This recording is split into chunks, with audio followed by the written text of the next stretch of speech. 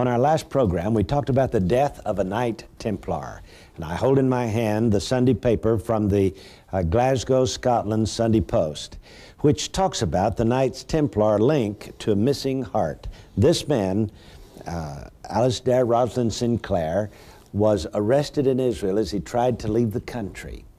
And he died while in police custody. When his body was returned for burial, they found his heart had been removed. Is this some bizarre ritual in which the Knights Templar are told in no uncertain terms, stay out of Israeli politics? According to a spokesman for the Knights Templar, quote, "We are currently involved in an attempt to remove control of the holy sites of Jerusalem from the Israeli government.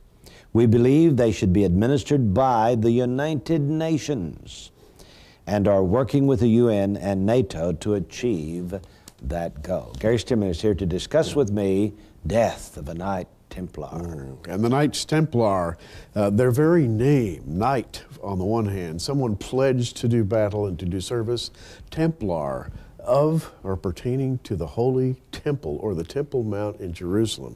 And they are tied up with, in spite of all their public protestations to the contrary, they're intimately tied up with the possession of the Temple Mount. They want very much to control what goes on there. J.R. mentioned that Alistair Roslin Sinclair was shipped back to Scotland without a heart. Reminds us of what happened in 1330. Robert the Bruce, the founder of the nation Scotland, himself a Knights Templar, died. And a group of Scottish knights tried to take his heart back to the Holy Land. In fact, they did. There they met the Moorish army in the Holy Land, and after a fierce battle, only a few knights remained alive. They returned to Scotland, as the story goes, J.R., with his heart. And some say that they left his heart there in the Holy Land. Some say that it was returned and buried in Scotland as a mark of respect to the Moors. But there are all kinds of stories, including the fact that his heart is said to be buried in a casket at Melrose Abbey to this very day. Everywhere you encounter the Knights Templar, J.R., you run into these semi-mythological stories, all of which have to do with the Holy Temple Mount. In 1989, I published a book entitled Guardians of the Grail and the Men Who Plan to Rule the World. As I said in the opening chapter, there are some 9,000 of these special people who feel that they have a right to take over Jerusalem and to set up one of their own upon the throne. And I opened the book by saying this book reveals the sordid story of a secret organization based in Europe, which down through the centuries has been the guardian of a so-called holy bloodline, the Holy Grail, Grael being holy bloodline. Participants in this clandestine group believe that the members of this sacred lineage are descended from Mary Magdalene and Jesus Christ. Their ultimate goal is world government.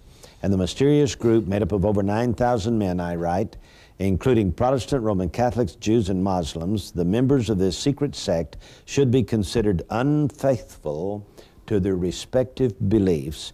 They're neither Jew nor Muslim, nor Christian nor Catholic. Their doctrine sidesteps the basic tenets of those beliefs and replaces them with the teachings of their greatest prophet, whom they believe to be Buddha.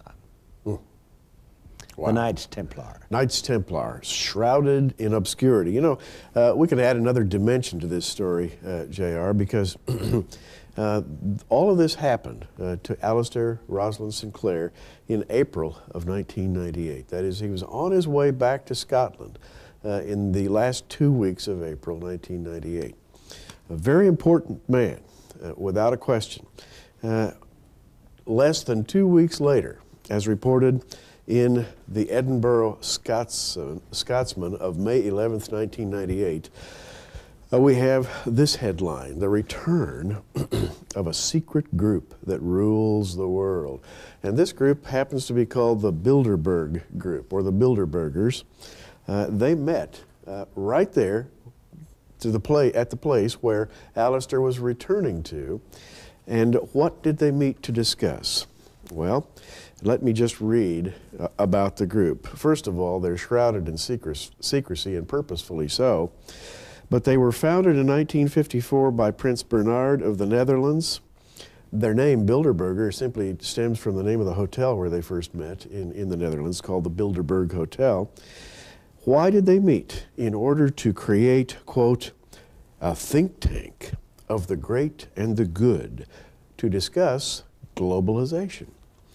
The secrecy that surrounds its annual 4-day meeting is legendary. Delegates make no comments on the group's findings or discussions. However, Lord Carrington, who is the president of the group, said that they discuss high-impact cases in world politics, such as the U.S.-China diplomatic relations, long before Richard Nixon ever became involved. In other words, they're sort of the kingmakers. And there's a shadowy, mystical, perhaps not so mysterious connection between this group and the Knights Templar. You know, Gary, I saw a piece on the Biography channel about the Knights Templars recently, and it was very damaging in what they had to say. Yes. They indicated that many of these people, such as the China trip by President Nixon, was actually initiated by the Knights Templars and the secret groups extending out from the Knights Templars. You know, it's interesting that there is a desire upon the part of these secret organizations, which, by the way, is a part of the United Nations. I think the UN is one of their goals, and world government, to take away the Temple Mount from the Jews and internationalize it, so that it will become under the control of the 5 permanent members of the United Nations Security Council. And that would be Russia with the feet of a bear, China with the tail of a dragon, so to speak, and France, which is the headquarters for the Knights Templar back through the centuries, and the Priory de Zion, which at one time were part and parcel of the same group. And then there's Great Britain, mouth of a lion, and the United States, the wings of an eagle, and it sounds like you've got the beast of Revelation 13. Absolutely. Another little picture element to add to this. I'm holding a book. Now, we're not offering this book, but it's a fascinating book if you want to obtain it. It's called Who Murdered Yitzhak Rabin by Israeli author Barry Chamish. Barry Chamish reveals in this book that Alistair Roslin Sinclair is a descendant, one of the original Knights Templar, and his official business, well, shall we say, quote unquote, unofficial business in Israel, was to negotiate for return of the Holy Temple Mount to this group of people who are meeting in order to determine the destiny of the world. Now, J.R., we don't know the names of these people. They're very shadowy. Lord Carrington is obviously the president of the Bilderberg Society, and other names would be highly recognizable, some in our government in this country, but they're all doing one thing, and that is they are attempting to internationalize the Temple Mount. And I think they will succeed, as we read on our last program from Daniel chapter 11, where the willful king, that is the Antichrist, is going to establish his headquarters in the Temple Mount. Now, Gary, you mentioned the Bilderbergers meeting in Scotland, where Barry Chamish was his destination, and he ended up dead. Where, yes. Is it possible that he was a part of the Bilderberg group and was going to bring some special message back to them, and they met rather hastily after his death? Is it possible that all of that swirls around the desire of these groups to have the Temple Mount? Yeah, Israeli author Barry Chamish definitely posits this. In other words, he was on official business reporting back to people who were the higher-ups in some organization to return the Temple Mount. Well, there's a lot of things going on in Israel. When we return in just a moment, we're going to talk about the trip of Colin Powell and the views of the administration. Don't go away. The gentleman who died while in police custody in Israel was named Sinclair. The St. Clair family of France is pronounced Sinclair in England. And I have in my book, Guardians of the Grail, on page 27, the story of Pierre Plantard de St. Clair, which evidently is a relative of his, who in 1979 was the Secretary General of the Prieuré de Zion. That was a splinter group from the Knights Templar, interviewed in Paris by reporters from the BBC. When asked the question, does the Priory of Zion possess the treasures of the ancient Jewish temple, he said yes. He added, they will be returned to Jerusalem when the time is right. Gary, I feel the abomination of desolation coming on here. I feel like the Knights Templar and the international banking cartel, which of course is owned and controlled by the Knights Templar, will be after the Ark of the Covenant, after the Temple Mount, and possibly a sanctuary of their own. And the avowed and declared goal of the Priory of Zion, affiliated with the Knights Templar, is the restoration of the ancient dynasty of kings whose descendants number among modern European royalty. And the destiny of those kings is the control of the entire world, J.R. I am reminded so often of 2 Thessalonians chapter 2, where Paul, speaking of the day of the Lord, writes this, starting in verse 4, verse 3, let no man deceive you by any means, for that day shall not come. This is the day of the Lord he's speaking of. Except there come a falling away first, and that man of sin be revealed, the son of perdition, who opposeth and exalteth himself above all that is called God, or that is worshipped, so that he, as God, sitteth in the temple of God, showing himself that he is God. This is the very thing we're discussing, J.R., nothing more or less than who has the right to sit on that Temple Mount and declare that he's in control of everything. That's the question. But they're going to usurp the throne of God. When the Antichrist, whoever he might be, decides that he's greater than God, that he's going to do what Lucifer once said he wanted to do, to establish his throne on the sides of the north, which, by the way, could be the sides of the north side of the Temple Mount as well, north of the Mosque of Omar. And I know this is a play on words, but you know, the Bible is filled with metaphors that have secondary meanings, and so it is possible that this Antichrist could just simply say, I'm God. I'm the Messiah that the Jews have been looking for all these years. And Gary, in Hosea, it even talks about the Antichrist coming against the temple under the symbol of an eagle. Absolutely, J.R. And by the way, that happened in the first century, the Herodian dynasty, their symbol was the eagle.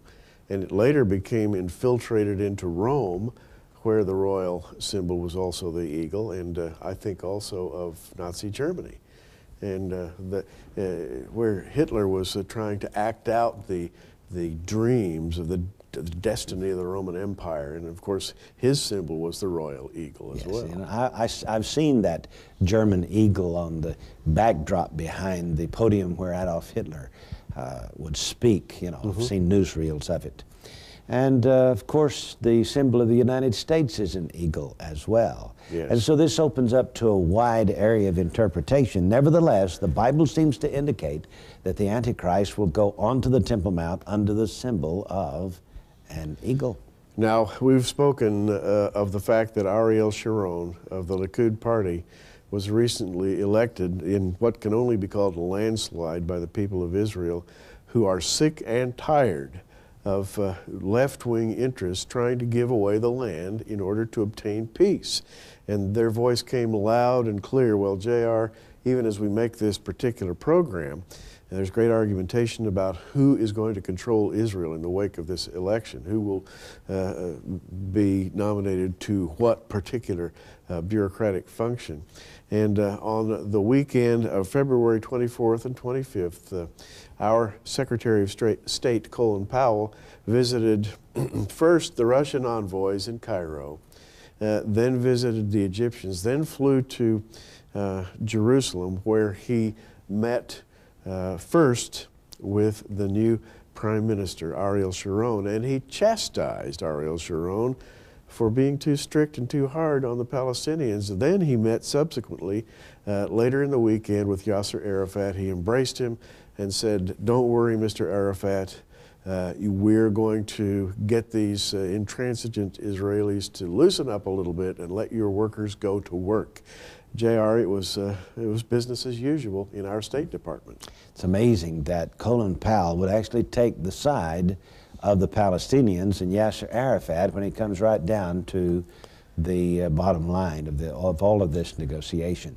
I recall that George Bush, father of the present president, never went to Israel during his reign as President of the United States, or during his administration, and actually snubbed Israel, so to speak. He had disparaging remarks to make and never paid Israel any mind whatsoever. It was Bill Clinton who did it all when he came into office and set up, in very short order, the peace accord between the Palestinians and the Israelis. Absolutely, and if you remember back to those days of the George Bush administration, James Baker, the State Department of James Baker, was not particularly friendly to the Israelis.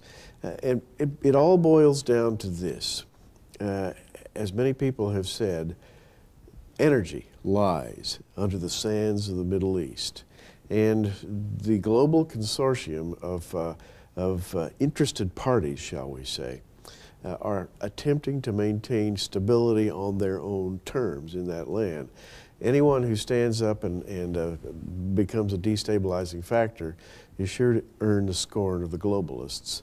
And Israel is usually blamed for this. JR, what amazes me and appalls me is that God is totally eliminated from this picture. It is as though God doesn't exist at all. These men, between themselves, say, we are going to control what happens there on the Temple Mount. We are going to control who does what in and around the Holy Land, and God is just left out of the equation. That's amazing, given what we read in the Bible. Recently, our president had a military installation in Iraq taken out with some of our firepower.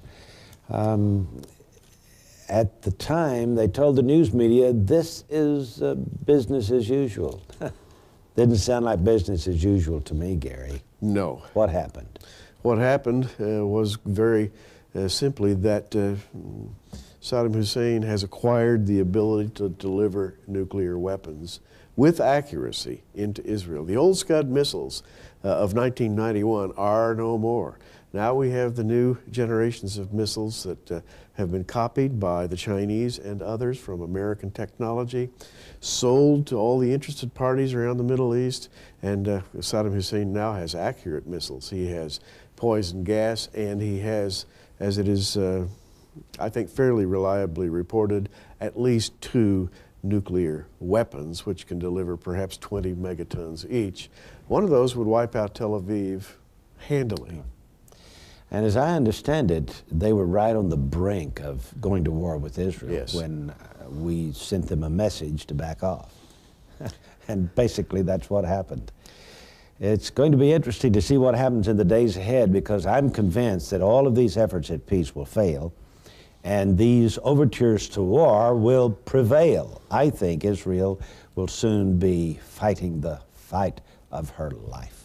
Absolutely, JR, and as we have it in Isaiah 17, the glory of Jacob shall grow thin under these assaults. Hosea chapter 8, you were mentioning that a moment ago. Set the trumpet to thy mouth.